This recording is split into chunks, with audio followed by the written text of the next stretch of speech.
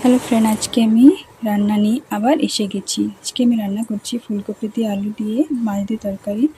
রসুন, পেঁয়াজ, টমাটো সব কেটে রেখেছি, টক পাতা কেটে রেখেছি, এখানে মানকুচিও কেটে রেখেছি।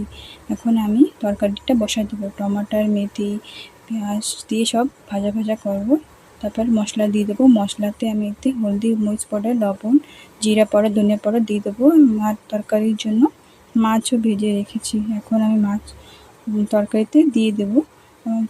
তরকারি প্রায় হয়ে গেছে। এখন একটু ঝোল কম মাখাই রান্না করব। এখানে আমার টক ভাজাও হয়ে গেছে।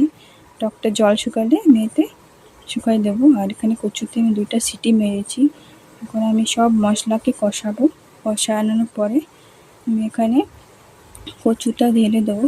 কচু ঢেলে দিয়ে একটু একটু ভাজা করে তারপরে আমি এতে সব মিলিয়ে ভাজা করে মশলাটাকে তরকারিটাতে জল দিয়ে একটু ফুটাবো। তার মাছ দিয়ে দেবো। মাছ দিয়ে তারপরে আমি এটাকে কমাবো, একটু জল একটু কমাই। তারপর আমার রান্না প্রায় হয়ে গেছে। মাছ দিয়ে দিয়েছি।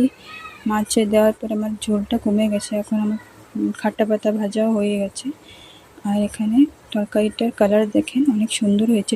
রান্নাটা অনেক ভালো হয়েছে, অনেক সুন্দর হয়েছে, খেতে ভালো লেগেছে।